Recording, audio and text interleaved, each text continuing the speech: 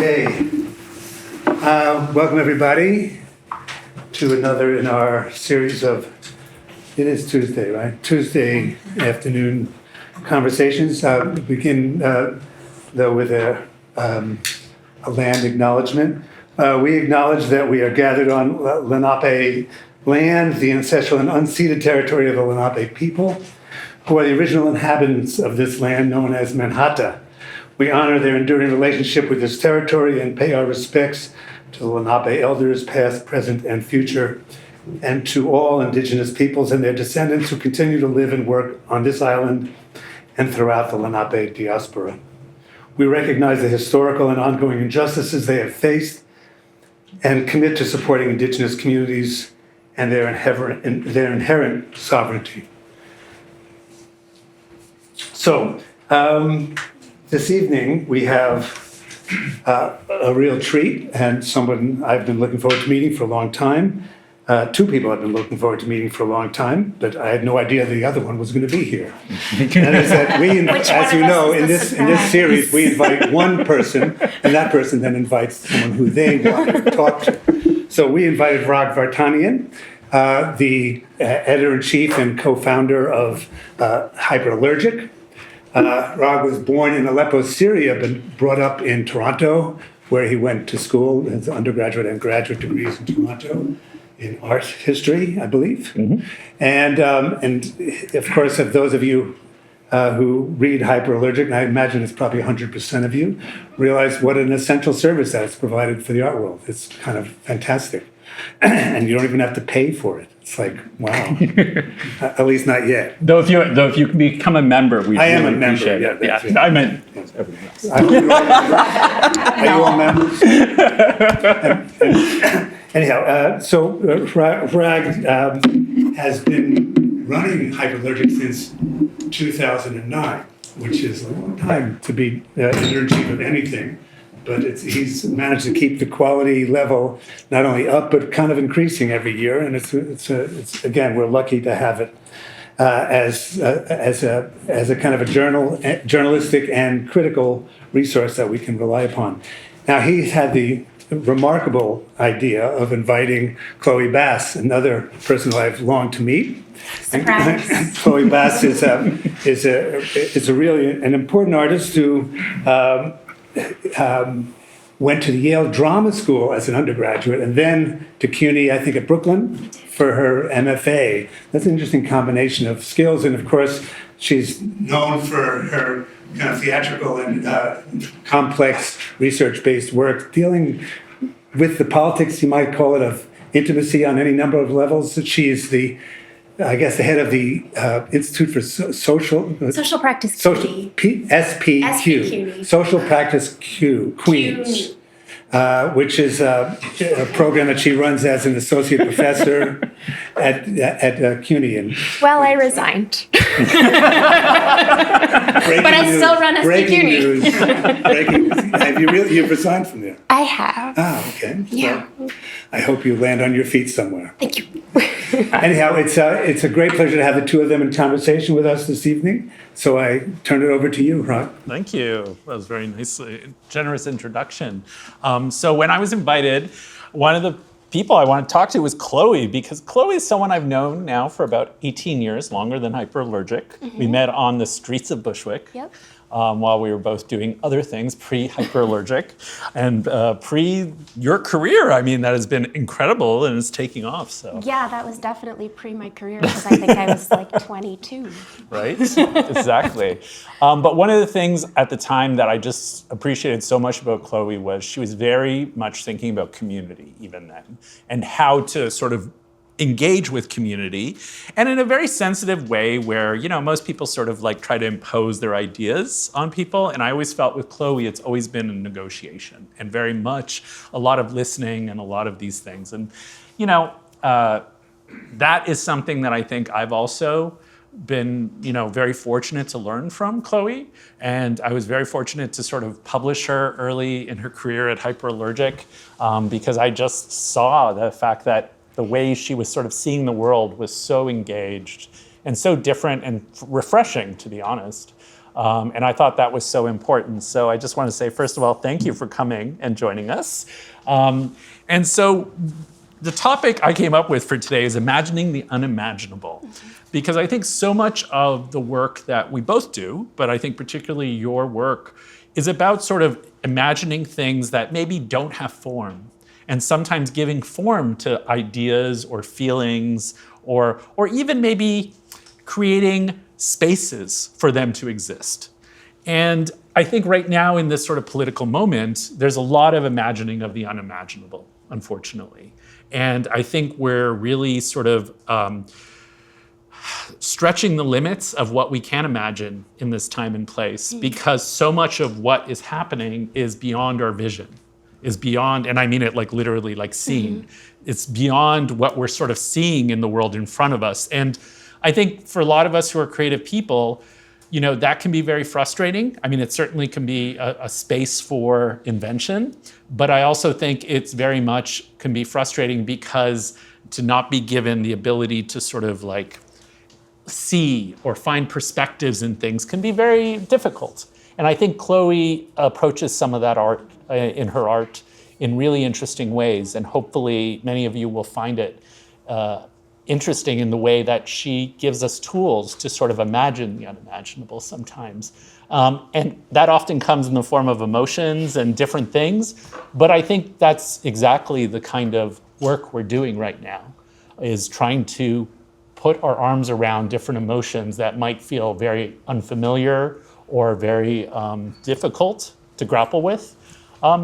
So I know for my own work online, so much of what we do is really kind of this nebulous sort of space that exists and doesn't exist at the same time. So I can certainly relate, even though we like to think of the internet as a place, but it really is no place and any place and so many places all at once.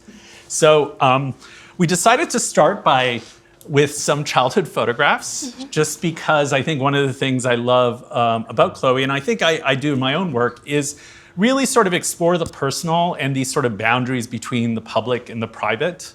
And we thought it would be a nice way to sort of start. Oh, sure.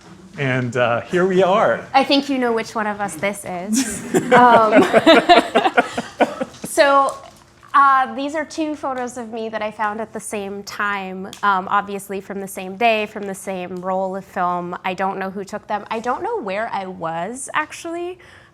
Based on what I'm wearing, I was going to somebody's special event. But I really like both of these photos for a bunch of reasons. Number one is that kids are very strange. I know I have one, he's very strange. And also, like, I think that the expression of kids when they're presenting themselves is really interesting, but also, in a lot of ways, I feel like I have been unable to let go of my own childhood obsessions. So it's not just that I'm like still that person in the adorable metaphorical sense of like, we're all our inner child. Yes, okay, but also, I think I have also always been really interested in why things are the way that they are. And I still am. And that is something that a lot of people maybe accept over time or come into conflict with in different ways over time, but I've just kind of been on that path for a while, since then maybe. But also, I was saying to Hrag, I don't really have a story about this photo, but I will say this is a photo from around the time that my mother worked here at SVA on 21st Street. She taught literature and writing 1 and 2 for English as a second language students here at SVA in the 1990s. And I spent a lot of time here with her because she is also an artist. She's a painter and a printmaker, but where she was printing while she worked here was in the silkscreen facilities here at SVA. Silkscreen being a very time-consuming process, and my mother being a person who didn't believe in babysitters, my babysitter was the other people in the print studio. And so probably someone here at that time saw me, perhaps not quite this dressed up in Laura Ashley, but appearing very much in this way, sitting around in the hallways of 21st Street, you know, trying to be myself. Absolutely. So who took these, do you know? No idea. No. All I know is that whatever I was at, there are photographs also from this role of me with my grandfather watching TV. And there's photos of me holding hands with my grandmother. I know that my father did not take these pictures because my head was not cut out of the photo. Well put. So this is my photo. You could probably guess I'm the little kid in the Little Red Riding outfit because my mother decided that she wanted to dress me up a lot, and I had no problem with that. I was very, very much into it. This one I also wanted to kind of bring up also because for many of my childhood photos, my dad, who was a photographer in Syria and gave that up to move to Canada, because Canada's a point system immigration-wise, and photographers were not a category that anybody wanted to bring into the country. So he ended up coming to Canada as a welder. As a result, he sort of left all his photographs and everything back in Syria because he was terrified that immigration would find them when they showed up at the border. So we've lost all those photographs. But the thing that we do have is that he was the photographer of my childhood. And it's sort of interesting to feel like I'm seeing my childhood through his eyes. And the good thing is we have some nicely framed photographs. But as you can imagine, it's sort of like he captures family dynamics in sort of a certain way that perhaps I could only see, but I assume other people will also see. But I also think this is kind of an interesting, this is in Toronto, it's Centre Island. It was probably about 1978, perhaps 79, something to that effect. And for me, it also kind of represents sort of understanding how we sort of exist in the world, and we sort of, having a photographer dad was, and again, he did that amateur at that point after we moved to Canada, but it made me very conscious of being in the world and how I was being portrayed and represented in the world. So I think we sort of bring our own kind of backgrounds to this conversation.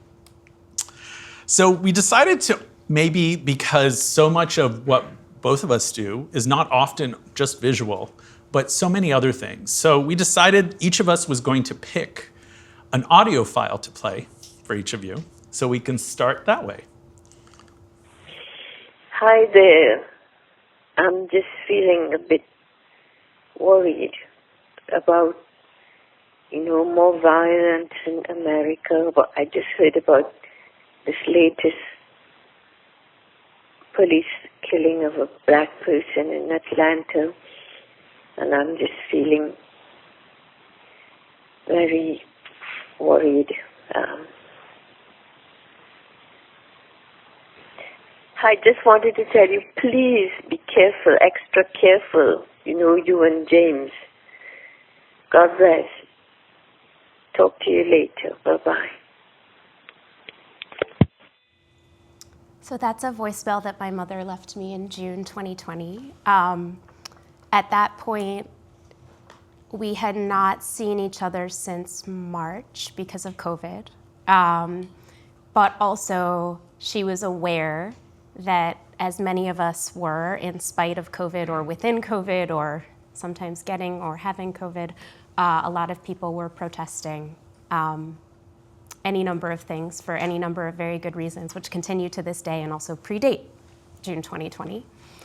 And I wanted to include this because it's a very intimate view into my life in a certain type of way, but I think also it's a generational separation. My mother is quite a bit older than me being my mother, but also she was not young when she had me, and she is not from here, she's from Trinidad, although actually she's a Canadian, very useful for me now. And I think that the expectations that she has around what physical presence means for people's ability to be together and safety and presence in the world are very different than the expectations that I have being born and raised in New York City, having 8.5 million neighbors, considering my 8.5 million neighbors at many times, finding a lot of solace in being together with people in major ways, whether that is overtly political or not overtly political, right? I find a lot of comfort in that, and she finds a lot of fear in that level of presence in the world and visibility. And I wanted to include this not just so that you could hear that in her voice, which I was happy to be able to do, but also because I think that that kind of tension drives a lot of the core of my work and the way that I see the world, right? What is it that we gain through acknowledgement of intimacy as a given public right? And what is it that is sort of more driven by these internal or smaller reactions that we have that are private and intimate? And also, what does that mean across different scales of time, right? Not just different ways of being present in the world, but what does it mean when it's instantaneous? What does it mean when it's ongoing? What does it mean when we say about intimacy that the struggle continues? I think this is one of the hardest things to keep up in any kind of movement, in any kind of city, in any kind of way of being together. And so this was one short sound file that captured a lot of those things for me. So this file, I'm not going to introduce it because I want you to just kind of experience it a little bit, and then we can talk about it. It's not very long.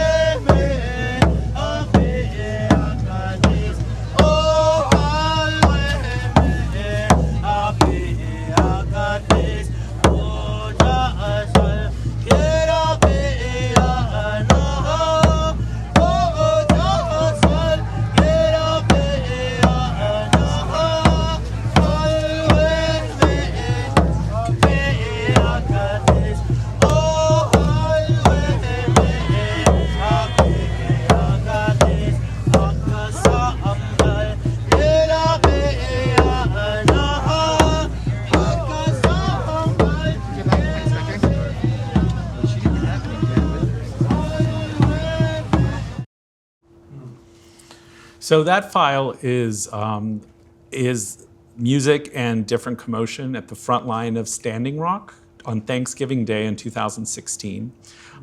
It was the front line where the police were trying to take over a sacred mound, and the water protectors were trying to overtake and cross the river and take back the mound that they considered a sacred site. One of the things about this piece that I wanted to, the reason I wanted to show it, or play it, I should say, it's partly because it reminds me, and I think a lot of people, like, Standing Rock was many things, as just like many of these things we talk about. And I think it really helps us to kind of imagine and to understand the texture of things. By which I mean, as a journalist, as an art writer, there's a lot of, when you go into a situation, there are a number of things that one expects to happen, but doesn't necessarily happen. And I think in the case of Standing Rock, it was kind of one of those moments, like if you listen closely, you can even hear some of the drones, because there were literally drones everywhere. But you wouldn't necessarily look for those things if you didn't know, or if you only saw photos of the event, for instance. This was also kind of understanding that people had different cultural traditions they were bringing to the space, and that they saw water protecting and the type of protests they were doing as very much part of a cultural continuum for them. And I think sometimes when we're doing this, we don't quite understand that everyone's bringing their personal stories and histories into a space and into a movement like this. And I think we sometimes forget. So I think it's really important sometimes just to listen and not to see, and sometimes just to interview or to find other ways to experience something. And I think that's been so important. And I know that you use audio guides and have used audio guides in your work. Yeah. And I do podcasting, so I think audio is also a natural fit for both of us in terms of the type of storytelling we like to do. I'd love to ask you, Chloë, a little bit in terms of what is it about audio that you find, first of all, limitations, but also the ways that that you do tell stories or you do relay information? I am not a visual thinker. I am a sonic thinker. I have always been more driven by sound than I have been by the things that I can see. I'm not better or worse than anybody else. It's just how I am, right? We have different things that activate our learning and our memory and our ways of being in the world. And I have always been a listener and a sonic thinker. And so even when there was no sound in my work, or even when there still is no sound in my work, to me, there's always a sound. Right? A lot of people know that I make text-based work, and that text I'm always imagining as being read aloud. And sometimes it is read aloud, right? But sometimes it's not. It's existing on a sign or a piece of glass or a piece of paper or even spray painted on a wall, but I'm hearing it as a voice. And all of the words that I put into the world are a voice or are many voices. So I think that's important to kind of note and acknowledge. But I also think that there's just a lot of opportunity for reaching people in different ways sonically. And I admire very much the capacity to reach people through image. I have yet to develop the ability to reach the people through single images. I can reach people through a series of images or through moving image, but like a single image is a skill I'm maybe still working to develop.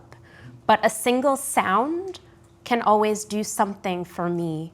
And so I think when I am both in the world figuring out how things work and also kind of in my imagination on my own, the sonic encounter is often what comes first. And my upcoming project, which I am not allowed to talk about publicly, is fully a sonic project. It is my only, to this date, fully sonic project that will exist, and soon I can tell you all about it. Absolutely. What is the root of sound for you?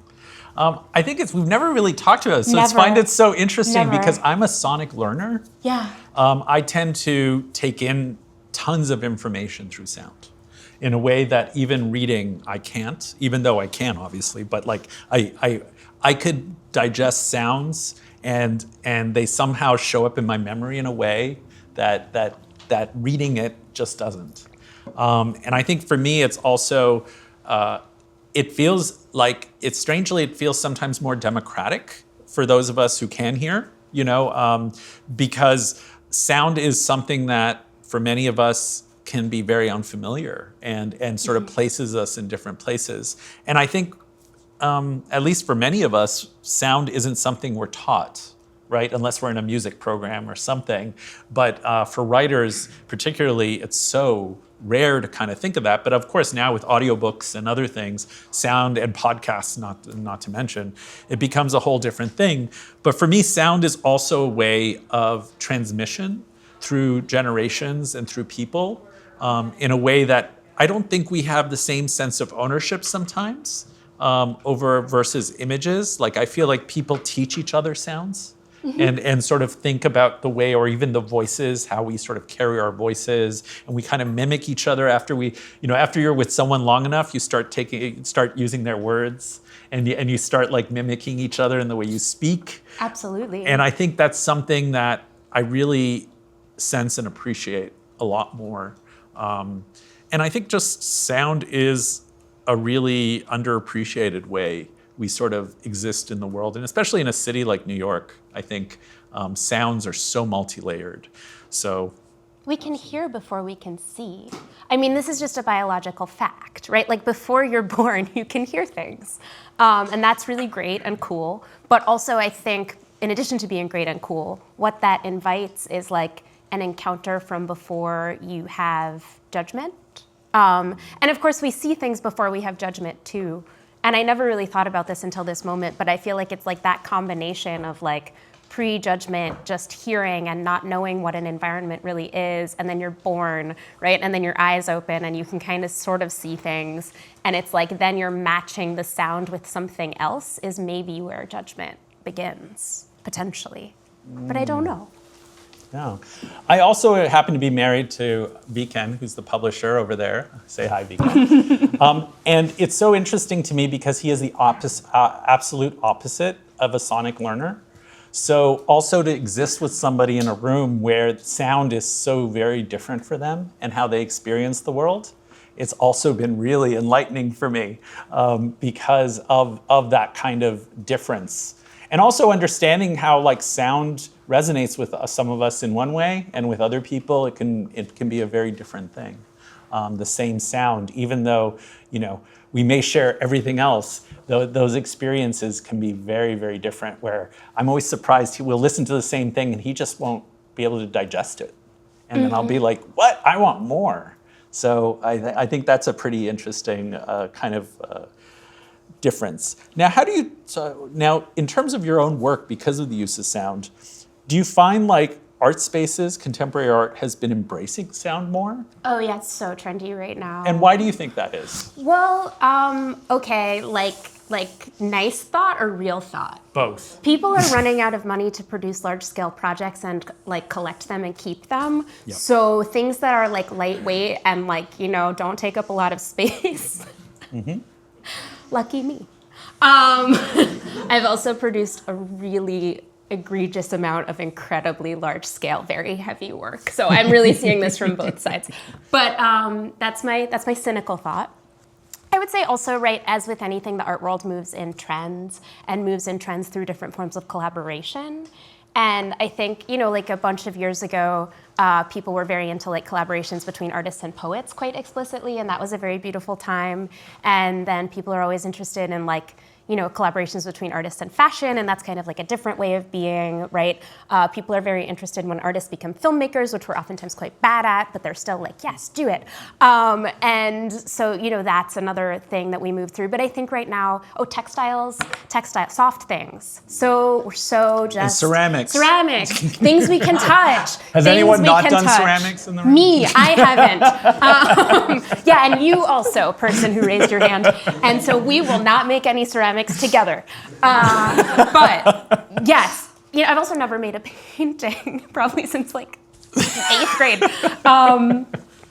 But it's like, it goes in these waves, and I think that sound is maybe not forever, as unfortunately textiles and ceramics are not forever, and whatever. They all come and go, right? It'll be certain cycles of participation. But I think especially now, there has been for a long time an extreme oversaturation of the visual space. And there's also, frankly, an extreme oversaturation of the sonic space, but less so for the art world. Yeah. And so we're all like, oh, look at this. It's new. And it's not new, but it's like the number of organizations that I know that have done a last year of sonic-oriented programming or an upcoming year of sonic-oriented programming is a lot. Yeah. I mean, I would add to that, I think sound may actually, I don't know how much of a trend it's going to be, because I think it's like video. I think because it's so cheap to transport and it's easy to store, I think there might be like, anyone who's had to move a painting across borders knows that it's incredibly expensive. I think I once had to ship a soft carpet one way from Dubai, and it cost me $5,000 for an exhibition, right? And it was a soft, there was nothing that was going to be damaged. Yeah. So obviously a video or a sound work really frees you. And I think the other reality is a device like this makes sound much more accessible. And I think it has educated us in a way, perhaps with podcasts and other things, to be a little more like sonically sophisticated, where we are kind of seeking those out. So I do think like it might be a bigger part of our communities in a way that, as much as I love painting and adore it to death, it's very difficult to transport and store. And I'm sure, as you know, and probably in your case, like sculptors have the worst storage of anyone. Installation artists and sculptors, I've had a number of sculptor friends who've had like, hey, come to my studio and just take everything because I don't know what to do with this, right? You had to ship a soft carpet from Dubai. I had to get 9 rocks of large size back from Canada. That didn't happen. Wow. Yeah. Yeah. And I'm really fortunate because this is the first time that I have made a large-scale sculptural work and it was destroyed, right? For many artists who work in this vein, that is very common.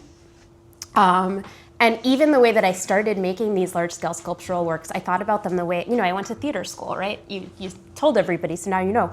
And I went to theater school, and in theater, when you build a set, you're just like, well, that's temporary. Right. And I always thought of them as a set. They were something that served a purpose in a place, not necessarily something that was meant to be held onto over time, although they were built in such a way that they would weather the time well.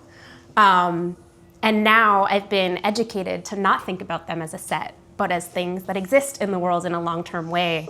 And it's funny that like just as I'm kind of coming to comfort with that awareness, I had a piece that could not go the distance because it was just too complicated, right? It's just too heavy. Right. And I didn't really want it to leave Ontario because Ontario is where the Stones were born and also where they were displayed in Toronto. But nobody in Ontario could keep them. And then also border crossing is very difficult for everybody, but also for everything now. Yeah. And I do think that's also part of it. I think we're experiencing this moment with borders. You know, I don't know how many of you have had experiences at borders, but I mean, I've had instances as a non-American is like crossing borders, and I've had border guards actually flip through my journals, you know, and like I see their eyes go through them, right? I've had journals confiscated at borders that then were returned to me, but like, you know, so I think that's also why sometimes digital can often feel safer also. You know, if you send someone a sonic file or a video, it's a lot safer than showing up at the border with something that might be critical of the government, for instance. So I do think that is also going to play a larger role in these types of things. Now, I also think sound resonates emotionally very differently. Absolutely. You know, in a way Yes. that sometimes short circuits us. Because I think we're so used to seeing things visually in our culture, but I think sounds can do something, whether it's a jingle or something like this, that cuts straight down to something. Now, for you, what does that hit for you? Well, I mean, I think I'm always like hitting people in the feels, you know? Like I do have a show up now in Tribeca at Alexander Gray Associates. And you should all see it. You should all see it. It just got extended by a week, so you can go see it still. But, you know, like the number of people who have written me being like, you made me cry. And I'm like, sorry, but also yes. And it's not that I'm actually trying to make people be shocked or sad, right? It's just that I'm trying to get people to feel something. And actually, I'm not telling them what to feel. So what you feel is what you were feeling. And it's not any feeling that you express after seeing the work is probably interesting and correct to me. I've also had people come out and be like, did you mean this? Did you mean that? I felt this. Did you mean that? And I'm like, well, if you felt it, I meant it, right? That's what I meant. I meant the space for the feeling that you had. And I meant to give you the space to have that feeling. And I think for sound, again, because there's something just like very underground about it in the way that it hits our bodies physically, that does something else that accesses our emotions in a way that is perhaps harder to limit. Whereas with visual things, I think that we've learned to screen our feelings in particular types of ways because we're being hit by so much all the time. And of course, sonically we are too, but we don't maybe experience it in quite the same way where we know it. Right. And so if you're able to get a sound through that reaches people, there's another type of reaction or encounter that can happen between them and their feelings and the other people they're with, right? A sound that comes here is different than a sound that's here, is different from a sound that's like all up and down the block. And those things also bring us together in different ways. And I don't know why, but for a long time, when people with iPhones would get those like alerts, like Amber Alert sounds on their phone, and everybody's phone would go off at like the same time in the train car, my phone was not receiving these emergency alerts, which was like fine with me, but also just very confusing, because you would hear just like that same sound up and down the train car, right? And I would also have my phone in my hand invariably, reading something, writing something, listening to something, playing a game, whatever I'm doing, and no alert would come. But you would see people get those and start looking around at each other. And I think that that's like a very interesting outcome to basically a horrible noise. And so that's one kind of trigger that brings us together. But I think also there's like others that we can think of, like, you know, people cheering out the window during lockdown, That's or like the sound that you played from Standing Rock, or even I was saying I was almost late getting here because I was leaving my building in Crown Heights and I was like, it is so loud outside, like what is happening? And what was happening is that a man was threatening a FedEx driver with a baseball bat, and that all of my neighbors were like, we're involved as well, right? So actually nothing happened, right? Like it was scary and dangerous sounding, but so many people went out there and were like, da, da, da, da, that like nothing actually was happening in terms of real violence because there were too many noisy witnesses. And like in a situation where sound does not draw people out, what happens in that encounter is potentially different. Yeah. So these are just a bunch of examples that come to mind. Yeah, I mean, I'm reminded of your show at Knockdown Center many years ago. Yeah, 7 years ago. 7 years ago, made me cry. You did cry. I did cry. Yeah. Because part of it is, I think, understand, like, and thankfully I went with a friend because I felt like that was the right way to see that show for me. Because I think sometimes you're negotiating those spaces between our relationships. Mm-hmm. And in that show, I think it was so clear that there was a real attempt to connect with a lot of people that were kind of part of that show or that were portrayed in that show. And I found that really challenging emotionally because of the way the sort of the vulnerability that showed, which I think was so important. Is it all right if I go to the next? And now for current events. So as you know, I'm the editor-in-chief of Hyperallergic, and we cover news. So last week, our news editor, Valentina Delicia, went down to the alligator Alcatraz. And I thought this would be an interesting moment to sort of show some of the images she took from the outside.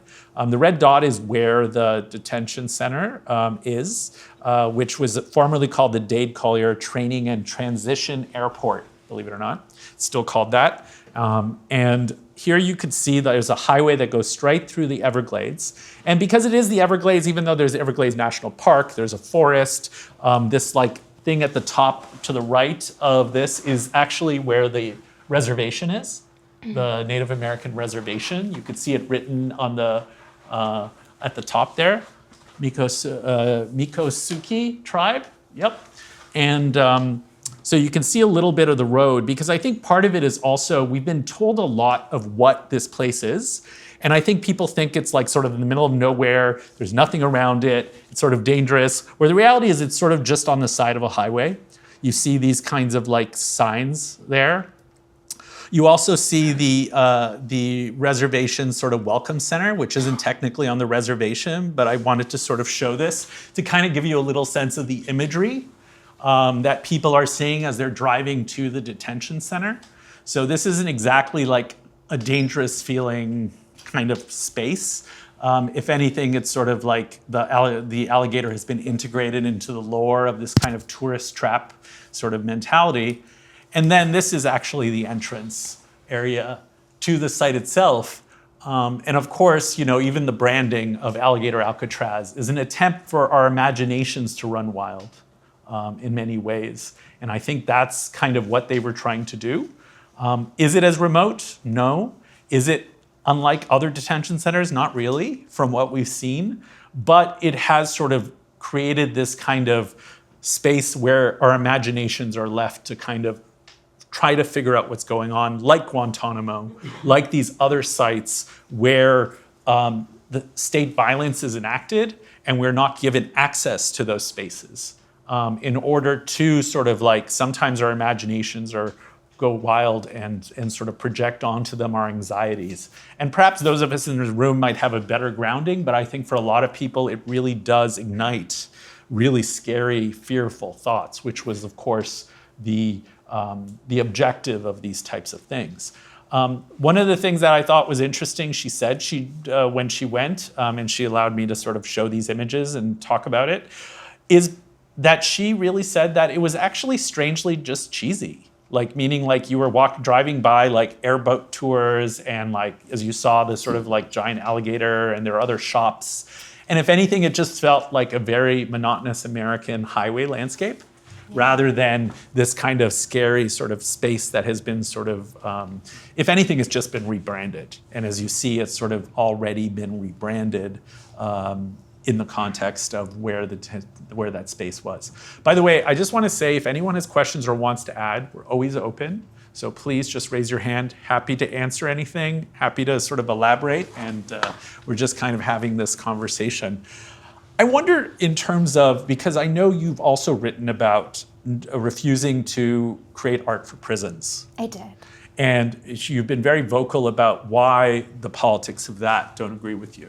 Yeah. I wonder if you could tell people a little bit of some of those ideas, and they can certainly read your article you published on Hyperallergic about that, but I'd love for you to talk a little bit about, because I think prisons and camps have become a very important modernist site, by which I mean these are spaces that represent everything from migration to detention to Boy Scouts to like places of different things. But they're also very poignant sites, like Standing Rock. There's a great example of a campsite that was turned into a protest site, right? They have become the modern, kind of a modern vessel for modern actions. Now, I'd love for you to talk a little bit about prisons. For sure. Well, actually, before I talk about prisons, the thing that you said about this being sort of cheesy and integrated into the American highway landscape, well, I think it's like integrated into the American highway landscape, emotional and physical and political experience as well. So it's not just that we have these relationships to land and architecture and design that do this in a way of building a site that is integrated into these places, but actually that by so doing, we integrate them into our expectations culturally and emotionally and politically as a nation. So that's not an accident as well, right? When we want things to be secret in America, they are secret. And they are secret for a while. And they are secret in a way that makes the people who know them sound crazy. So if we wanted that to be the case, it would be the case now. That we all know about this is intentional. So, prisons.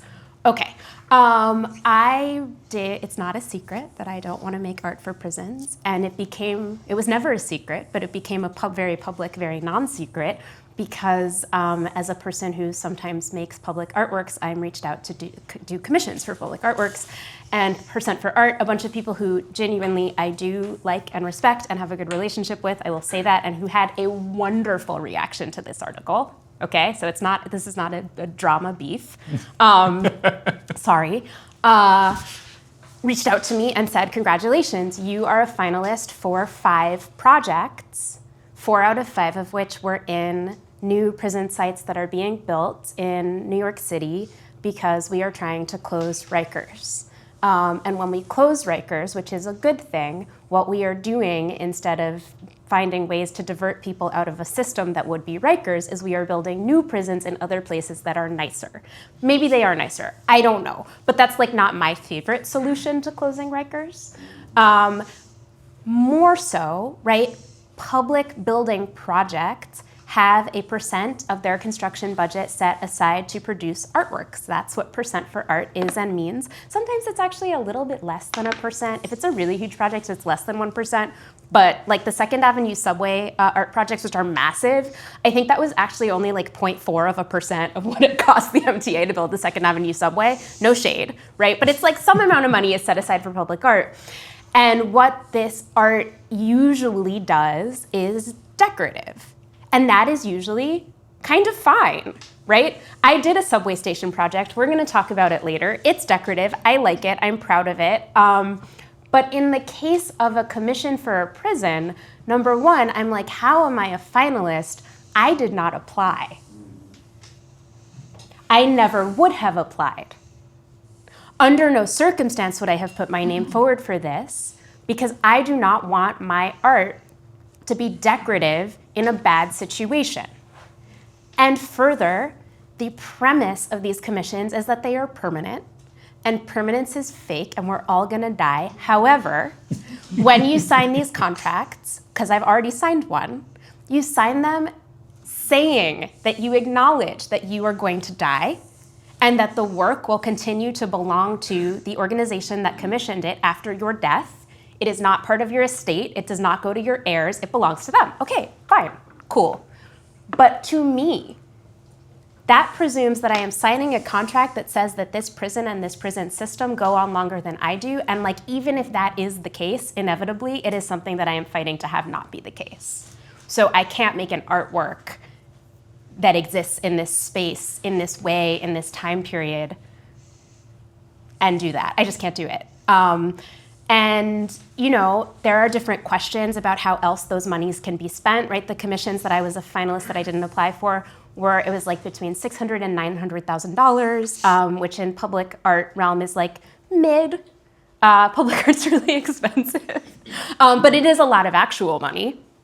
And, you know, it's like, could I, as the artist, apply to use that money in a different way, was a question that was asked to me a lot. And the answer is basically no. Or like, yes, you can, but they're not going to do that. So somebody else is going to apply with a project that's like make a mosaic for a wall, and that is the project that will be selected. And I have more reach interfering with that system, publishing an op-ed about it. Actually, I just put something on Instagram, but then you guys were like, please publish this for real, like a grown-up. So I did. And that was really nice of you. You know, that intervention is louder and more public and also gives language to other people who might have some of these same hesitations or questions, but not know how to put words to them or not know what to say when they're approached in a similar context, which I think happens to a lot of people. So sometimes I'm just trying to put language out there that is my genuine thought and belief, but also is just kind of a framework for other people to move through the world. I will say that part of the reason I wanted you to write something longer about that was also, I think, sometimes when we take these positions, and trust me, I'm no stranger to people misreading my social media, is I think like sometimes people really sort of make assumptions about what you mean. Mm-hmm. And you have to really make the argument for some people because people don't want you to rock the boat. Right? You know, it's like someone's like, what do you mean I can't get an $800,000 commission and feel good about whatever? And I think that's part of that too. So it was also an invitation to help educate other people, you know, about your position. Sure. Because sometimes a social media post will not, you know, it's hard to cite. It's hard to like, you know, have your classroom read it or have like somebody who might be thinking about this. And I think sometimes just the time of reading is also the time you need to process. Right? In the way that a social media post kind of can inflame, right? Your emotions and maybe change you in a year or something. But I think it's also is sort of a way of helping people process your thoughts, you know, in a way that they find easier, something they can return to as well.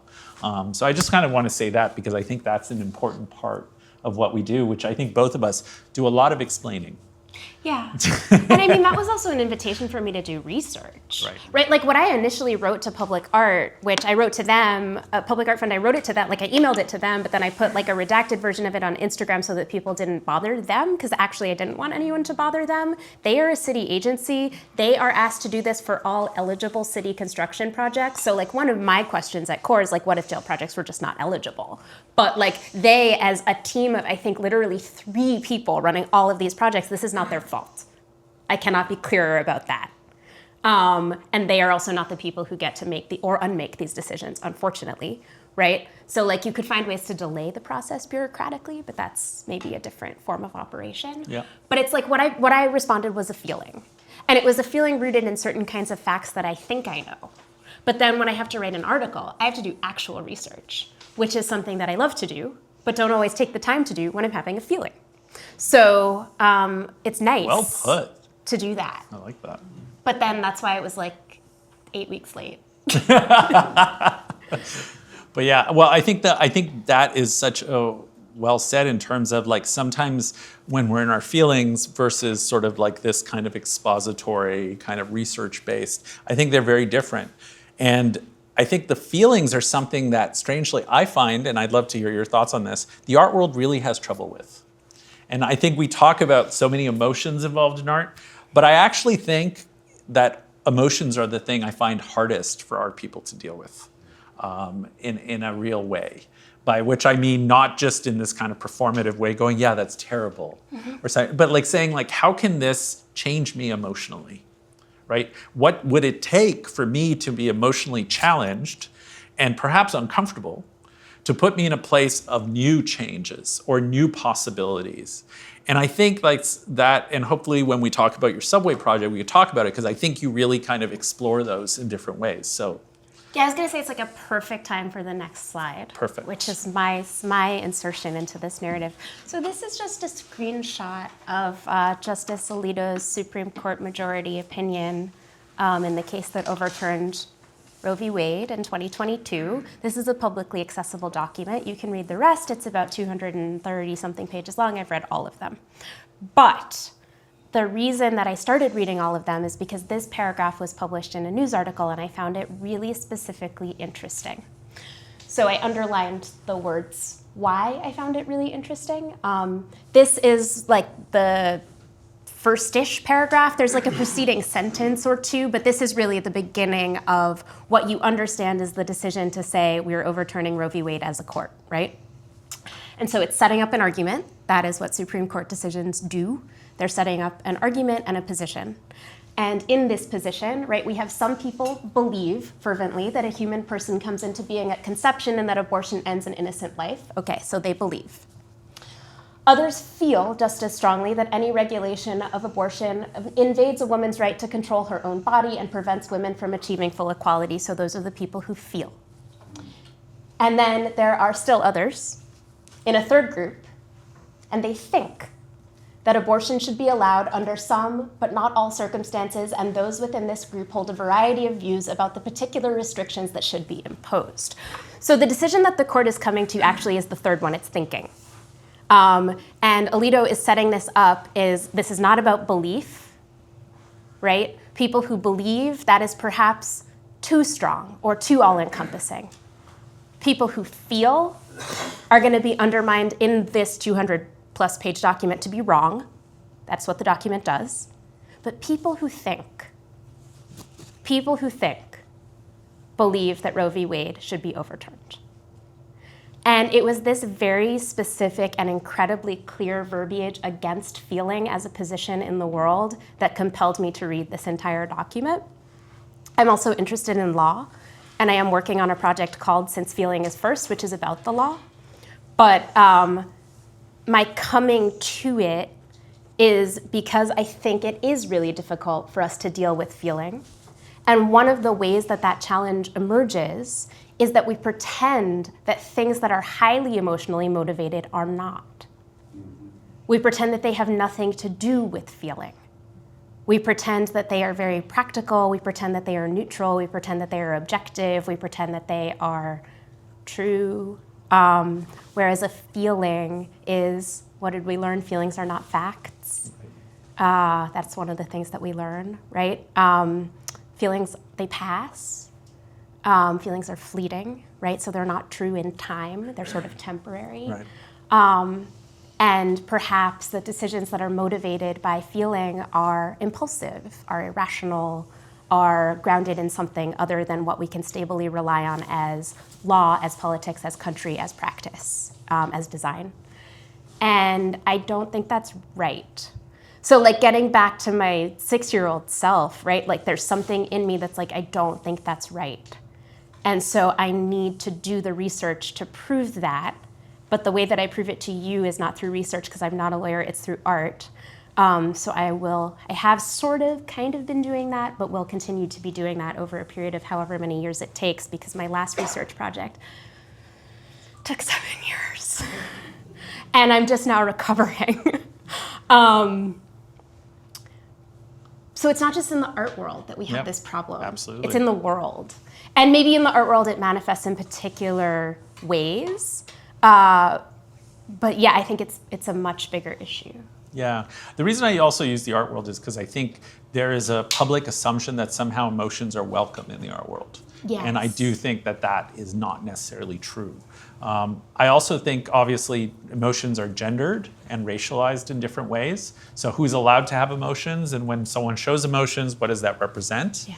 You know, particularly when it comes to people identify as men, you know, it's like, you know, it can often, you know, or the way it's perceived as like, well, that makes someone very gay or made this or that. There are different ways to sort of dismiss feelings. Why are people. women so angry? Right.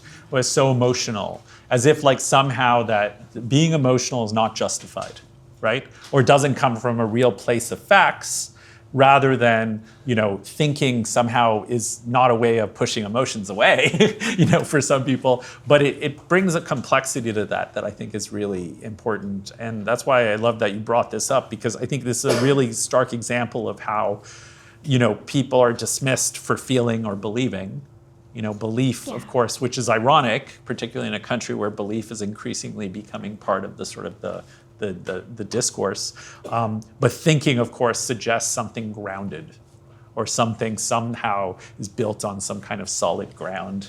I don't know. That's the sort of imagery for me of how it builds. I mean, belief is part of the discourse, but that's because it suits the vote. Exactly. Right? Like the people who are doing the discourse that suits the vote are not actually Christians. No. And so it's like you can kind of get to a certain vote majority by imploring certain elements or narratives or policies of a certain kind of Christian practice, but like it's not actually belief. No, it's not. Yeah. I also wanted to bring in an artist, Sarah Ragbar's pieces about the American flag at a time where we're talking about what being American is, and also what it sort of represents for us and how we sort of remake these types of things. I wanted to ask you point blank about sort of being American in this moment. Sure. How would you negotiate that? And I say this as someone who is applying to become an American, and hopefully I will be by the end of the year. And I'm applying to become a Canadian. Hopefully I will be by the end of the That's year. right. Not a joke, but funny. So, for me, it's been very front of mind, because I think sometimes when it comes to Americanness, we fall into cliche very quickly. Rather than the reality of what it means. So I'd love to talk to you a little bit about Americanness. Well, I mean, I think I have one American parent and one non-American parent. And my American parent is a Jewish New Yorker who was born here in the city as I was born here in the city. And his mother was born here in the city, and his father was brought here from Vienna and grew up in an orphanage in Yonkers. And then my grandmother's parents were also born here in the city. And so it's like we've got a lot of this. Like this exactly, and we don't have a lot of like that, which is not a judgment, it's just a reality. And so many of my family members who are American just live here in New York, and I'm happy about that, I'm proud of it, but it's also just like a different way of understanding the country. And then of course I have a parent who's an immigrant, who's a Black immigrant, right? And so my understanding of like belonging in America, I'm just always seeing both of these kind of positions all the time in everything that I do and in every place that I am. And I was not raised in a particularly patriotic family anywhere. I was not raised in a Zionist family, although my family is Jewish, right? So it's like very unpatriotic across a variety of metrics. My mother has never voted in any country because she carries a Canadian passport, but she only lived in Canada for like the first 5 months of her life. So she can't vote here. She can't vote in Trinidad, which is where she actually grew up. And she's lived here in New York City since 1969, right? But she did not become an American citizen even when she married my father. And so it's like, what is it to belong to a place is like a roving set of categories. And if I understand Americanness as a roving set of categories, which I think was a little bit, at least, of the written intention, but not actually the execution of that intention, I can kind of get there. But increasingly, it's like that roving set of categories is being limited very explicitly, not metaphorically, very clearly. And so in this moment, Alex, we talked about the word shabby a long time ago. We talked about the word shabby at Leora's house. Okay, so two people that I had a conversation with are here in this room about the word shabby and like encounters of belonging that are kind of shabby. They're just thin and kind of like worn out.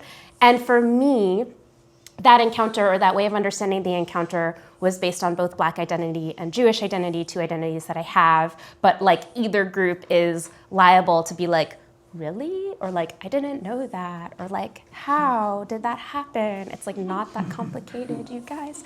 But I can explain how babies happen, but already. And that it's like, that one is never enough for a particular position, while one also knows that one is that position, is also just like a big part of my life. It doesn't hurt me very much. But I think that nature of the shabby kind of sense of belonging is very, very clear right now in American identity. Yeah. For me, strangely, Ishmael Reed's Multi-America book from the 90s I blame that book for wanting to move to the US. Because I think for me, Americanness has always been about containing multitudes in many ways. And I think particularly in my case, as a Middle Easterner who post 9/11 was registered as part of the NSEER's surveillance program, it was strangely like, if you want to make sure I do something, you have to tell me no.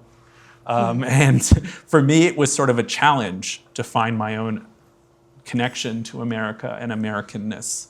And I feel like that negotiation is so important. And it's probably why I'm in art, because I think those kinds of negotiations are constant. Do you ever find yourself performing Americanness in the context of art? No, I don't think so. Maybe in ways that I don't even understand that I do, because they are much more a part of me than I'm even able to see or willing to admit, perhaps. But no, not really. And like, even when I was working a lot in other countries, which post-pandemic I haven't, I did one show in Belgium, but like I used to work a lot in Germany and the Netherlands especially, but also somewhat in Turkey. And, no, I don't think I was really performing Americanness except in a clumsy, unintentional way that you do when you come from a global superpower and you inherit certain types of horrible behaviors that you don't see. Well put. Well put. Such as? That you think you know how to do things. That you understand that not everybody speaks English, but if you speak louder, it'll probably help. Right? That's like a really easy one, not art specific, but yeah, things like that. But I'm sure there's other more insidious ones that I can like be mindful of not doing that, but I'm probably doing something else that's like not the thing. I think when I go internationally, I'm very aware of the protection my passport gives me. Yeah. Do you know? And I think that's something that maybe a lot of Americans sort of take for granted, but there is a certain protection and a certain way you end up being treated, good or bad sometimes, depending on the context, but that you are allotted a certain kind of privilege in spaces and allowed to pass things. And I think for me, it was most stark in the West Bank. In the West Bank when that happened, because you realize you have access to things like certain roads and certain gates that other people don't have access to. So that can be really, I think in a strange way, it's like when I most feel North American, do you know? It's like in those sort of spaces. That, and also when I ask for ice for drinks. I'm obsessed with ice, as most North Americans seem to be. I don't like ice. Well, yeah, I don't know why. I love being in Europe, but like, yeah, I don't like ice very much. I love ice. So, except for that other ice. But I do right. I love showers. It's like my American love of like lots of showering. That's maybe my most American characteristic. That's right, exactly. Yeah. So I wanted to continue. What time is it? It's 7:00. Oh, this is so great, because then we can have like lots of questions. Okay. So here is the piece that I would like you to talk about, because I particularly love this piece. I think there's been, thankfully, so much good public art in the subways recently that the city has really committed to and been able to do. And I know that, a number of our cultural commissioners have been very passionate about that. Yes. But I'd love for you to talk about this piece, because not only is it such a highly trafficked subway, which makes me so happy so people can see it, but it really is in dialogue too with some of the other pieces in the subway in a weird, I don't know how, so I wanted to ask you about that too. So if you can talk about this piece. Yeah, I mean, the first thing that I ask actually anytime that I'm approached for a public art commission is like, what art is already there, please? And luckily in this case, so this is at the Lorimer end of the Lorimer Metropolitan LNG station, a station that I've passed through a zillion times over the last basically since I met you, 18 years of my adult life, because for 5 years I lived off the L at Jefferson, and then for 10 years I lived off the G in Bed-Stuy, and so I've like never not been in this station, except now I live off the A. And that is exactly when I got commissioned for this station, so that was funny. But I already knew the piece that was there, which is by Jackie Chang, and it is a piece that has pairs of words and mosaic illustrations of those words. And right now, because I'm a little nervous, none of those pairings are coming to mind, but you can look it up. They're there, I promise. Yeah. And so I knew that, so I didn't have to ask. And knowing that there was another piece that specifically used language in the station was like an interesting challenge for me, although you can't, like this is, so the reason that this piece was built, the percent for art that this was using was the insertion of the elevator into the Lorimer Street station to make it more ADA compliant. And so this is the percent of the elevator. This is one wall out of 3 of the percent of the elevator. And my piece and Jackie's piece occupy totally different sections of the station. So it's like, it's not a requirement that they can exist together in a good way, but for me, it's kind of a requirement, as it is a requirement also that like my pieces in general can exist with other pre-existing conditions of any site. So this is a 3-wall mosaic work called Personal Choice Number 5. And all 3 of the walls have images of people's hands and different gestural relationships. And then there's a single sentence of text that is put across all 3 walls, which is why you're seeing like a statement begin that does not end. So this one, which is the beginning wall, says, "Whenever I'm pulled under the weight of all I miss." And then there's 2 more parts of the sentence, and you can go find them. But all of the images in the work, my favorite place is the New York Public Library picture collection, which is in 42nd Street Lyon Library branch, the main branch of the New York Public Library. And what you can do there is you can find pictures of anything, but not in a very organized way. Kind of in a very organized way. Pictures are open to interpretation. So it's like they're organized by the interpretation of the person who organized them. And I have looked through over 10,000 images in the folders marked families. These are not from that. These are actually all taken, it's 3 different set of gestures taken from the area of the station in different periods of time. So actually, this is a cropping of an image from the 1960s in Hasidic Williamsburg. The middle wall depicts a group of teenagers hugging and holding each other, just their arms and their shirts, at a house party in the 90s on the south side. And then the third wall has the hand gestures of 2 people sitting outside of like bagel place, which you can't tell that it's a bagel place. You see 2 people from here to here sitting and having a conversation, and the gestures that their hands are making from North Williamsburg in the like mid-2000s. And so even if you don't know that these images, you don't see the faces, you don't know the races of the people, you don't need to know these things, but actually like these are neighbors. So all 3 walls depict different kind of phases and gestural images of neighbors to the area. And it was really fortunate to be commissioned for a station and for a neighborhood where number one, a lot of people go there and see it, which is cool, but also where I was familiar with kind of some of the longer term politics and practices of that area and the kind of cultural relationships of that neighborhood, because that's not necessarily the case. When the MTA approaches you, they're just like, you go here, right? And that's still really cool, but would have been harder for me as a jumping off point. Right. I'm curious what some of the reactions you've gotten to this piece. Overwhelmingly positive. I actually didn't anticipate it. I didn't expect to get negative reactions necessarily, but like the joy with which the world received the news that I had done this was much larger than I thought it would be. And that remains a mystery and a privilege. Yeah. But I think especially because of, so the piece, I put 2024, the MTA says 2024. I was commissioned in like 2021, 22, and actually it all went in 2023, and it was behind a like blue plywood wall for ages while they actually finished building the elevator. But the piece really also launched kind of like post-lockdown period of COVID, and I think the sort of like images of touch were very impactful to people in a specific way at that time. But it is my strong belief and hope that that's enduring, because again, this is permanent, whatever permanent means. And I didn't do it because of COVID. Right. So, yeah. Right, absolutely. Do you want to talk a little bit about the process of applying for something like this, or how that works, Sure. just for those artists in Yeah. the room that may be interested? Yeah, I mean, it's not that hard at first. It's deceptively easy at first. MTA Art and Design has a submittable portal, and you too can submit through submittable. And then after that, I don't know what happens, because it seems to me that a lot of what happens is that they're also tracking a bunch of people's careers and like meaning to reach out to you. And sometimes the fact that you submitted your materials through Submittable like calls that to their attention, and sometimes it doesn't.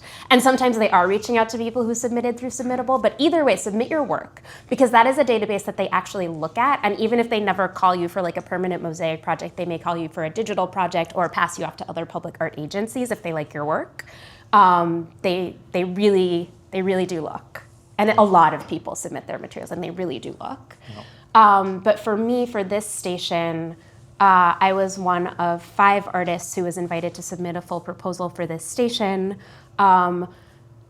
Beautifully, awkwardly, confusingly, we were all put on the same Zoom call, so I know exactly who they were, and they knew who I was too. 2 of them were my friends, awkward. My friends have been very loving and gracious, and actually very proud of me, as I would have been for them, I hope. But yeah, they give you the information about the specifics of the commission, so how many walls, what is possible, what is impossible. They define the size of the work. That is not a decision that you are making. So if that doesn't appeal to you, don't do this. I personally love a constraint. So that's great, right? Like, tell me what to do. If I don't want to do it, I'll just tell you I can't do it. But being told what it is not a problem. And then you are presenting your proposal for the station to a small group of people who are selecting you. All artists get to make the same length of presentation. They answer questions about why it is that they want to do the thing that they want to do, and then it goes into another little black box and somebody comes out. In this case, I came out, but actually they didn't like my project. So I had a more confusing reaction, which they were like, congratulations, you're the artist for the station. We don't like your project. Come up with a different one. And I was like, what? Which has never happened to me before. When people don't like my project, they don't pick me, right? Which makes a lot of sense. But this was actually kind of weirdly gracious, at least to me in this circumstance. Again, how much of this is replicable, I have no idea. So you can take me at my word that I'm telling you the truth, but not that this is a set of steps that can necessarily be repeated or followed. And so I came up with a different project, which was this project. And then they give you a big book.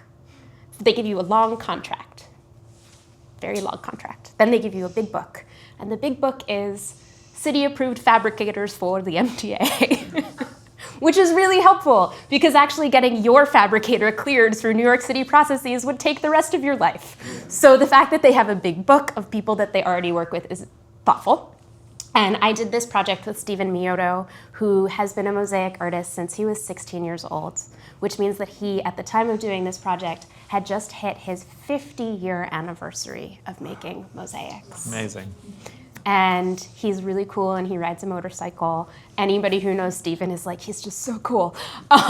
He works now out of a studio in upstate New York, and he also has a fabrication studio in Italy near Venice, where they make a lot of the glass. And he has a partner in Italy who he works with. And we translated my bad digital drawing, which is how all my projects begin, into this, which was a really, really beautiful process, and one that his hands were on far more than mine. I also want to say that, I'm sorry, just if I can say this, and I'll, of course, take your question. I want to encourage submissions, because I think people always think if they don't get it, then it's sort of a failure. And I have learned about so many artists through being on juries. Yeah. And they may not get it because they're not the right time, it's not the right project, their proposal may not have worked. But I was on the jury, for instance, for the Little Syria monument that hasn't been built yet, but like that was an example of like, it exposed me to a lot of artists I didn't know. And I think that's something that people often don't think about. But there have been so many in that I'll also see an artist and I'll be like, oh, my curator friend who's working on this topic, I'm gonna suggest this person to them. Or tell this other artist, you should connect with this person. So I think those are the types of things that are hard to quantify, because I can't really reach out to you and say I did this, right? But it becomes a way so that when I see your work again, I might be like, I have a context for this work now, because I was able to sort of look at their submission and figure out.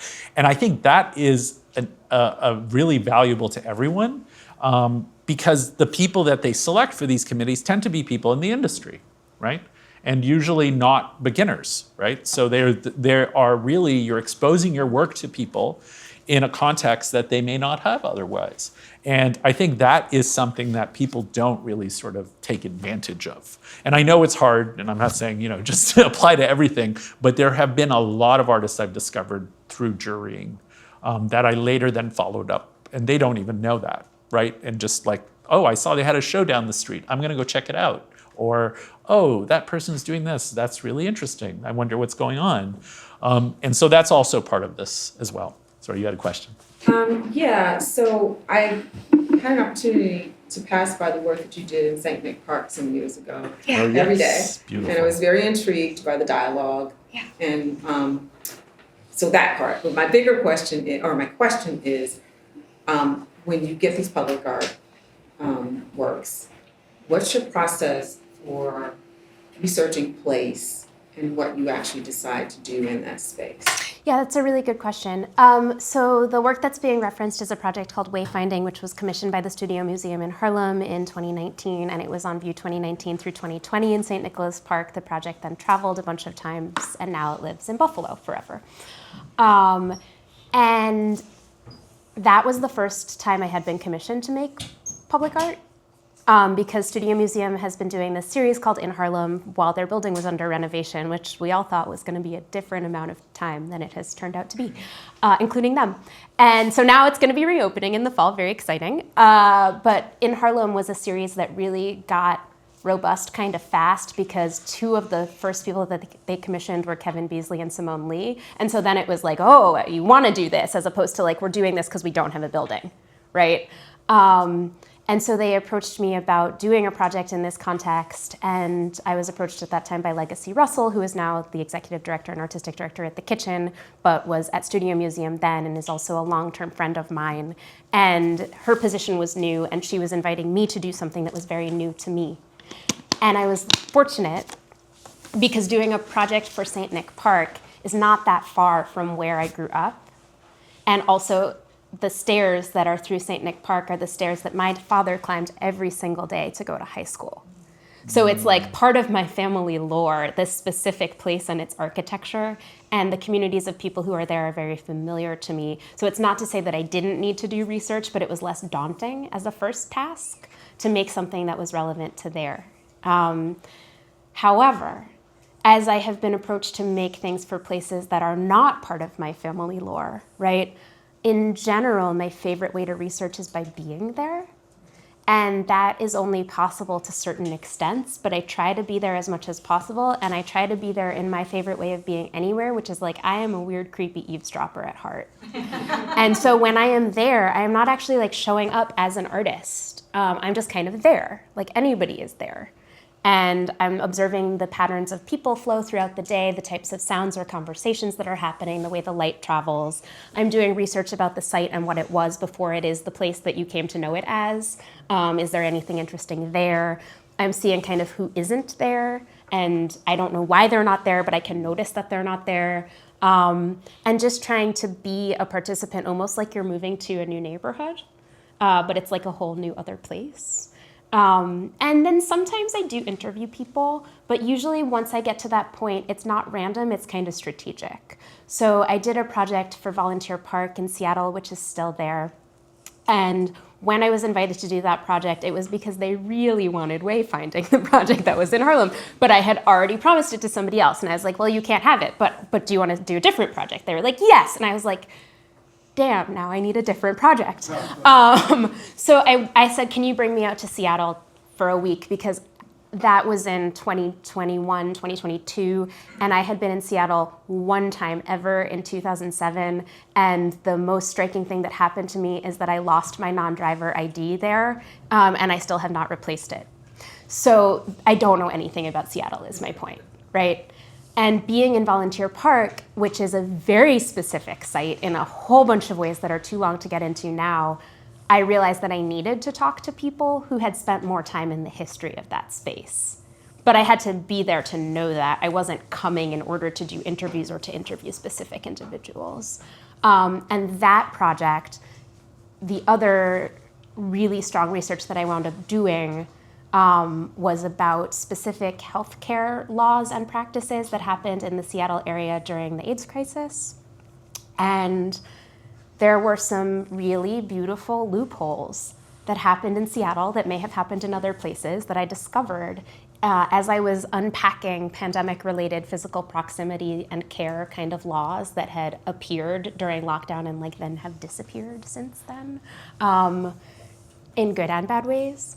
And so that became a big part of my research for this site broadly, but not for this site geographically or specifically.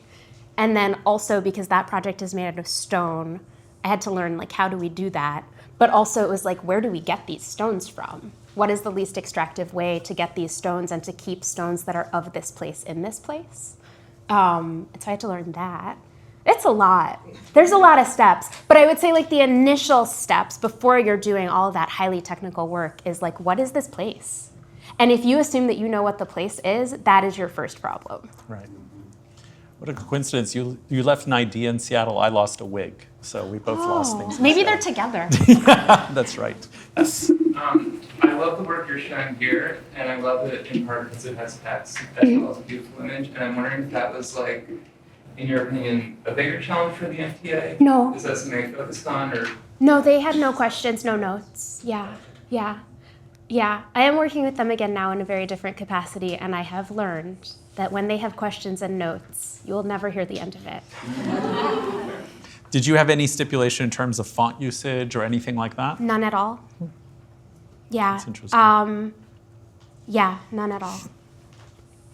Yes. I'm curious what the project you proposed was that they. So the personal choice series is a longer series, and I actually just proposed rendering some of the original images from personal choice in Mosaic, and they were like, no. But then when I was like, I'll make a different personal choice, but for here? And they were like, yes. And I was like, okay. Personal choice was a series of. It's a series of images drawn from New York Public Library picture collection, specifically depicting physical hand gestures. So they're always excerpted from much larger actual pictures, just depicting different groupings of people in different intimate relationships, at least physically, always with text that is responding to a particular political moment. And if anyone doesn't know, the public library's archives are just amazing. Vast And amazing. Okay, there was one in the back, I think, Yeah. first. Yep. Yeah, hi, thank you. It's been really great chat all around, and I just noticed that you started with these photographs, and you're ending with a piece that had you looking through a lot of photographs. And when you were talking about the photographs in the beginning, what I started thinking was, as a Gen X person who had maybe some film photographs taken of me, now I have kids who have so many digital photographs taken of them, and just thinking about how we're perceived, and like how you are perceived, and Chloe mentioning like it wasn't taken by my dad because my head's not cut off, and here we have these images of people with. And so I guess I was just wondering if you could speak a little bit to this Ooh, idea good observation. of how we're perceived, which can be done in so many ways besides photography, of course, maybe affects how we then perceive and how that shows up in our art. Yes, I can. A, the heads are cut off in these because we as human persons like to look at the faces of other human persons and determine what they're feeling by their faces. And I actually didn't want people to do that in these. I want them to look at their hands and come up with their own stories. I'm not telling you what to feel. I'm giving you space to feel. A. Okay, B. The second thing that you said, how we are perceived affects how we perceive things. So, not to be like my show, but my show. In my show, which is called Twice Seen, the centerpiece of the show is a 4-channel video work that is really just attempting to represent visual culture that I think is very normal and obvious, but which was actually really difficult to find archivally, and that is family home movies of mixed-race families from the pre-internet era. And so that it's like mixed race families are like, since we've had America, we've had that. And of course it's been like illegal at different points, but like still we have had it.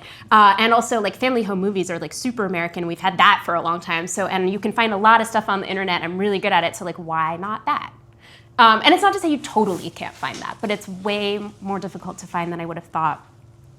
So I commissioned a lot of footage from 4 different families in 4 different parts of the country who are all mixed race, mixed cultural, multi-generational families, and then cut that together into a 4-channel video piece, which is screening through August 1st in Tribeca. And I didn't do that because I think it's the most beautiful thing in the world.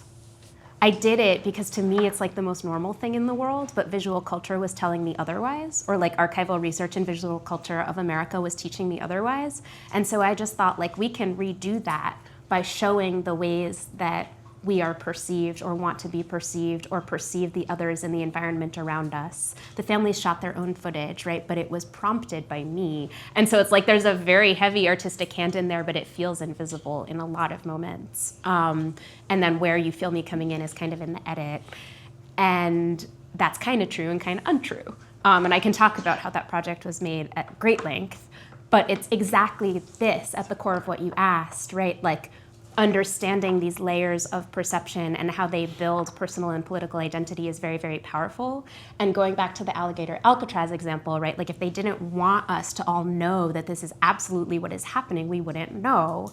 And it's also how that is proliferated through media culture, visual culture, and other kinds of forms that are in our everyday lives.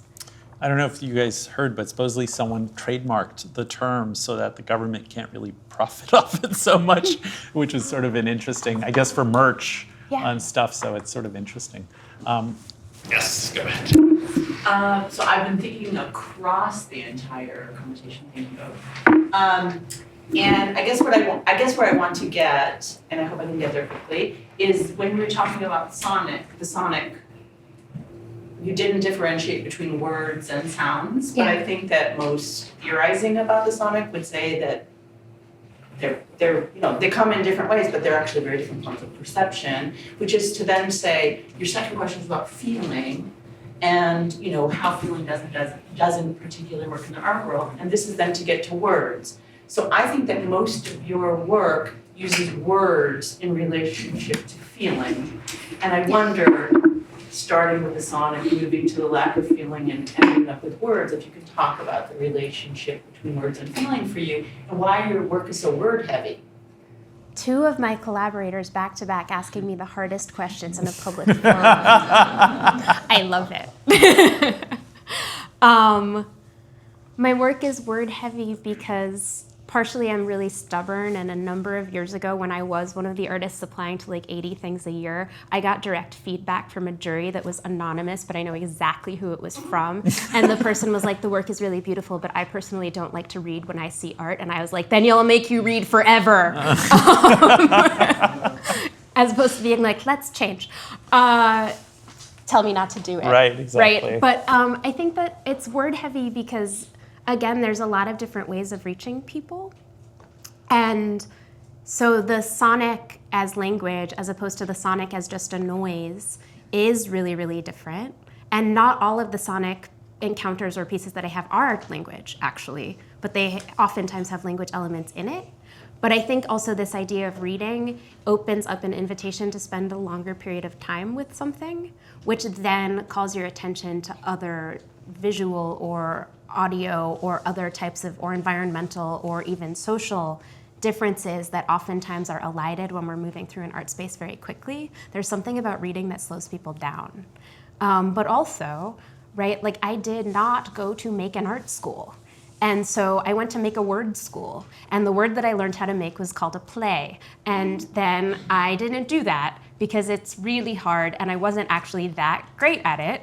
But I was good at doing other sorts of things which have become this. But I think it's all kind of a play and kind of a performance.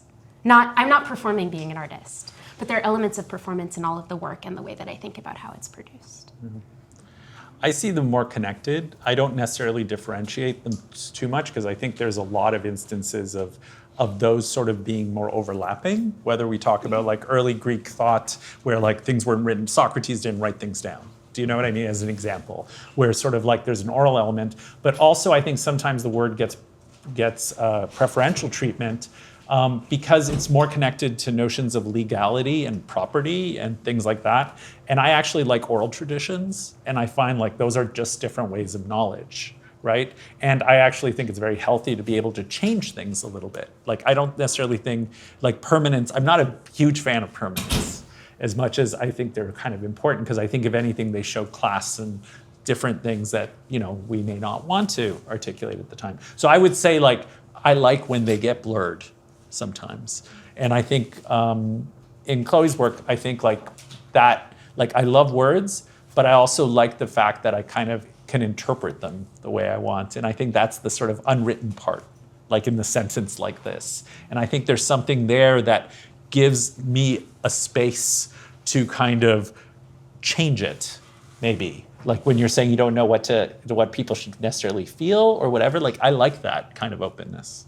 Sorry, there's a couple more questions and then we'll wrap up. So also actually piggybacking off of that premise, this is kind of like a left field reference, but bear with it. But in Egyptian hieroglyphs, there's this symbol that's called a determinative that's like added onto language, and there's this one that's a papyrus scroll, and it's used for indicating something that can't be visualized but can be written down.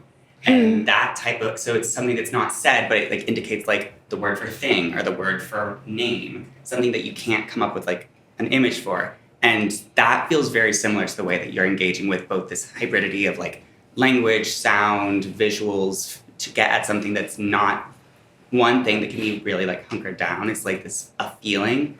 And it just makes me think about like this like long tradition, like you were saying, going back to like even antiquity, about trying to capture these things that are very nebulous. And I'm kind of curious about how that like feels trying to hunt for the right combination, because you use all these different like explorations to engage with these feelings. Yeah, I mean, first of all, that's really interesting to know, and I need to look more into that. And I saw you have the book.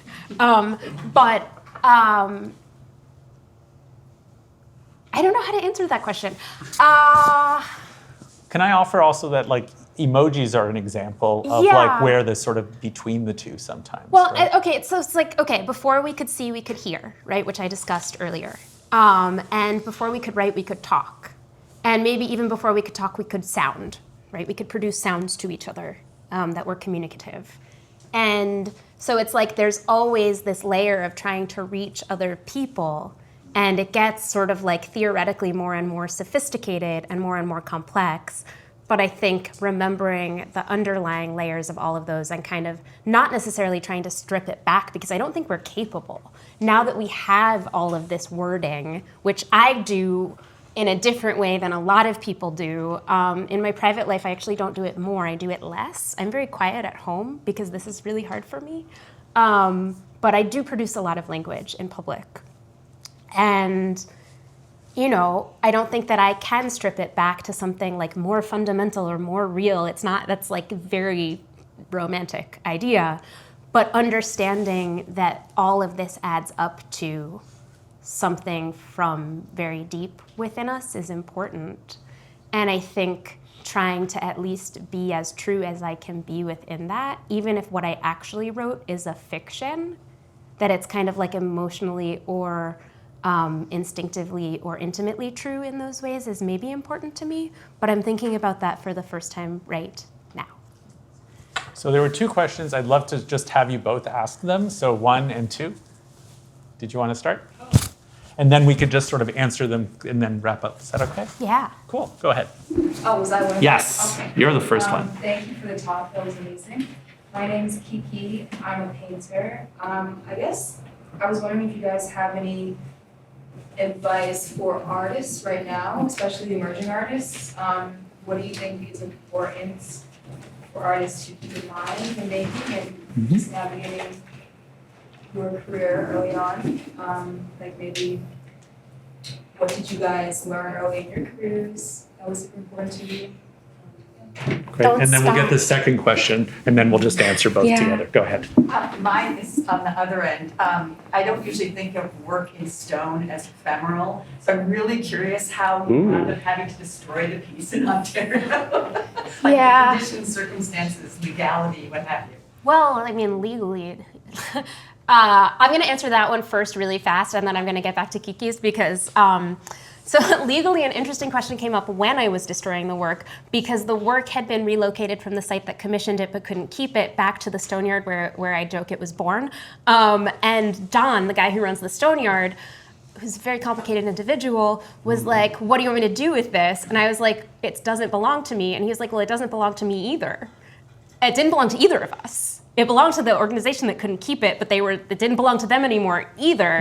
Didn't belong to anyone. And so I made rubbings of the work, and therefore it will live on in certain types of ways. But basically how it happened that it was commissioned and not permanently kept was people got a little ahead of themselves. Yeah, is the nicest way that I could put that. And how it is destroyed is that Don is building a model cemetery so people know about the possibilities in gravestone innovation. And he will be looking at these stones to make model graves. But that's like totally cool with me, right? Like it's not gonna have my words on it, it's just his rocks that I initially got from him, cut in new shapes for his model cemetery. That's interesting. Sustainable. Yeah, I like that. But Kiki, I mean, like I had an answer to your question, which is just like, don't stop. I have not been the same type of artist over the course of my career, but I was always kind of creatively engaged in something. And I would say like the single biggest, I guess I'm like now sort of early mid-career, I don't really know, hard to say, but like the single biggest determining factor of people that I used to know who don't do this anymore and people that I know who still do this is they just like didn't stop doing it even when the odds were super bad. And you will develop bodies of work and your style of making work and your ways of working through multiple different types of conditions that don't have to do with specific opportunities, like schools or residencies or studio availability, all of which I have absolutely had and not had at any given point in my life, right? And you need to know how to work through all of that. So just do it. So I'll just add my kind of little advice. Yeah, woo! My little advice would be, one, I would say, like, try not to hear too many voices of people that you don't know or don't necessarily respect, right? Because I think a lot of people give a lot of advice all the time.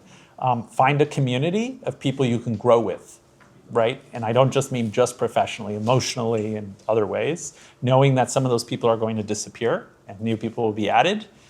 For different reasons. And then one thing I find, particularly with artists, that they don't do, particularly early in their career, is like, try to think of 5 critics you'd like to write about your work and figure out why.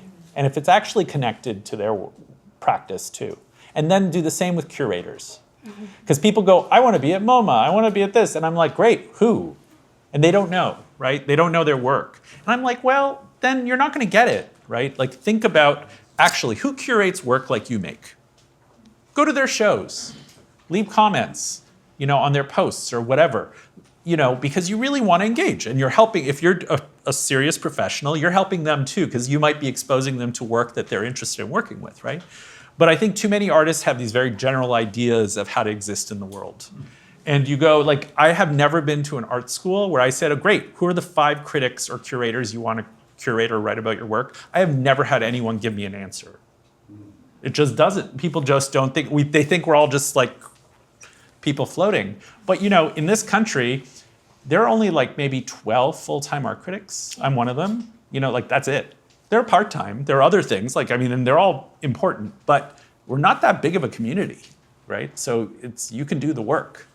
But that's an example of I think some people don't think about that. They think, I just want to sell, I want to this. No, you're building a community of people to support you and to work with, right? Yeah. I think in the case of Chloë and myself, we met, in Bushwick doing other things. Doing totally other things. Totally different things. Just not this at all. No, but, but we sort of we've sort of figured out that there are things we have in common. I've written about her work. One of my favorite reviews I ever wrote was a piece about her work. You're the first person who ever published a piece of writing that I wrote anywhere. Oh, right. I forgot that. See, there's another relationship. I didn't want to write anything. You Right. came after me for about 4 years, and you were like, you should write for Hyperallergic. I was like, why? But you were right. Right. But see, this was like, so the relationship also changed, Yeah. right, in different ways. And it was also about like, I love that I feel challenged by Chloë, right? You know, in many ways, in her work and in the way she even like talks today and stuff. It challenges me in a way that I feel makes me a better person and also a writer and a thinker. And I think that's the kind of relationship that I wish everybody could find in different ways, right? And Chloë and I, there are years we never see each other. There's not, so this is not like we're sitting there like texting each other or something at all. Yeah. But this is the kind of relationship that I feel like everyone, I hope, will build, because that's really what sustains you in the long term. And you don't know where it's going to be, and it might be on a street corner, okay? So, like, remain open. Well, thank you.